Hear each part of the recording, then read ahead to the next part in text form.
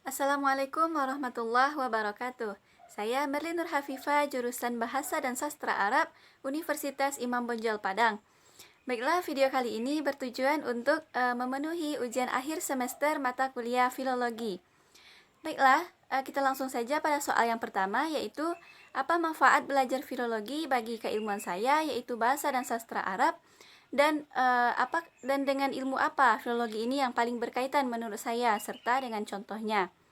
Nah, manfaat belajar filologi bagi saya yang pertama yaitu untuk melestarikan atau menyelamatkan warisan nenek moyang, yaitu yang berbentuk tulisan, yaitu naskah. Nah, dalam penanganan naskah ini tentu saja menemui beberapa hambatan. Di antaranya, bahasa dan tulisan dari naskah tersebut banyak yang tidak diketahui oleh orang. Atau bahasa atau naskah tersebut memuat bahasa atau tulisan yang sudah kuno atau sudah lama. Nah, filologi di sini sangat bermanfaat dan membantu dalam mengkaji naskah tersebut, baik dari bahasanya, teori sastranya, maupun sejarahnya. Nah, belajar filologi juga menimbulkan jiwa sastra di dalam diri seseorang, sehingga nanti akhirnya menjadi daya gerak untuk mengembangkan budaya dan sastra dari daerahnya. Kajian naskah kuno ini juga sangat strategis untuk pelestarian dan pengembangan sastra dan budaya daerah. Nah, hasil dari kerja filologi ini nantinya akan menjadi dasar pemahaman akan kebudayaan Indonesia yang nantinya pemahaman tersebut bisa dipertanggungjawabkan. Nah, selanjutnya belajar filologi ini tentu saja akan menjadikan atau mengembangkan kesusastraan Indonesia pada umumnya dan juga kesusastraan dunia khususnya. Baik itu dalam kajian bahasanya, sastranya, maupun teori sastranya. Dan juga akan menjadikan kebudayaan Indonesia ini atau khazanah Nusantara ini akan menjadi kaya dan juga menambah kesusastraan, sejarah kesusastraan di Indonesia. Nah, yang sangat bermanfaat juga ilmu filologi ini yaitu bisa mewujudkan visi dari jurusan bahasa dan sastra Arab, yaitunya menghasilkan sastrawan, menghasilkan sarjana yang mereka ahli bahasa dan ahli sastra, juga ahli manuskrip. Nah, belajar filologi ini juga mengajarkan kepada kita bahwasannya setiap ilmu itu pasti memiliki kaitannya dengan ilmu lainnya. Contohnya begini, di dalam kita mengkaji sebuah teks, tentu saja kita harus mengetahui ilmu dari teks tersebut, baik dari bahasanya, sastranya, sejarahnya, sehingga itu akan memudahkan kita di dalam mengkaji teks tersebut. Nah, maka dari itu saya berpendapat bahwasannya ilmu filologi ini sangat erat kaitannya dengan ilmu linguistik. Mengapa demikian? Karena objek kajian dari filologi itu kita ketahui yaitu naskah dan juga teks. Maka dari itu saya berpendapat bahwasanya ilmu filologi ini sangat erat kaitannya dengan ilmu linguistik. Ilmu linguistik itu yaitu ilmu yang membahas tentang seluk-beluk bahasa.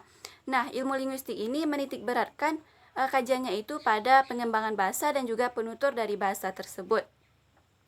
Nah, ilmu linguistik juga membantu filologi dalam mengungkap teks, baik itu kosakata yang sulit dipahami atau kosakata yang sudah kuno. Contohnya yaitu di dalam sebuah naskah, kita menemukan kata ayah dibaca dengan Nah, orang tidak mengetahui apa maksud dari kata tersebut.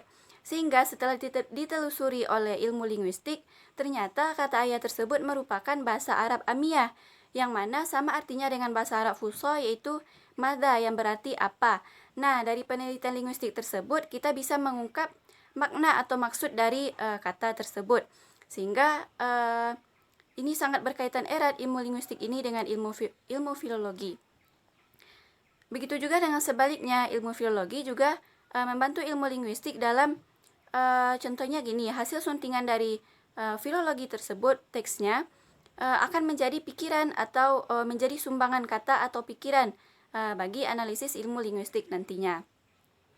Nah, untuk soal yang kedua yaitu apabila nantinya saya menjadi seorang filolog, maka apa ekspektasi saya ke depannya terhadap filologi ini, terutama di era yang digital. Nah, saya akan mengkaji banyak naskah yang dimana kajian naskah saya tersebut bisa dimuat di situs online yang mana bisa ditelusuri oleh semua orang, bukan hanya di Indonesia tetapi juga di seluruh penjuru dunia.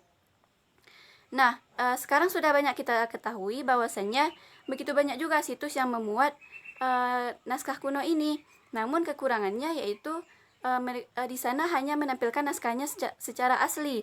Nah, orang-orang di luar sana yang mereka tidak mempelajari ilmu filologi dan juga tidak bisa berbahasa Arab, contohnya jika naskah tersebut berbahasa Arab, tentu saja mereka tidak akan mengetahui apa maksud dari teks tersebut. Nah, karena dari itu, saya akan mengkaji naskahnya langsung dimuat di dalam situs online tersebut, langsung dengan hasil kajian naskahnya, langsung dengan makna atau maksud dari teks tersebut. Nah, sehingga masyarakat bisa menelusurinya dan juga bisa mengetahui, oh jadi naskah ini tentang politik misalnya, tentang teknologi misalnya, dan juga dengan ilmu-ilmu lainnya. Sehingga masyarakat hanya tinggal membaca saja dan mereka langsung mengetahui maksud dari teks tersebut, dan mereka bisa menerapkannya atau memanfaatkannya di kehidupan mereka masing-masing dan juga di keilmuan di bidang mereka. Nah, tentu saja ini akan semakin melestarikan, membudayakan warisan nenek moyang kita, kebudayaan daerah kita di penjuru dunia, di internasional contohnya. Mungkin hanya itu dari penjelasan dari saya. Semoga bisa bermanfaat bagi kita semua. Assalamualaikum warahmatullahi wabarakatuh.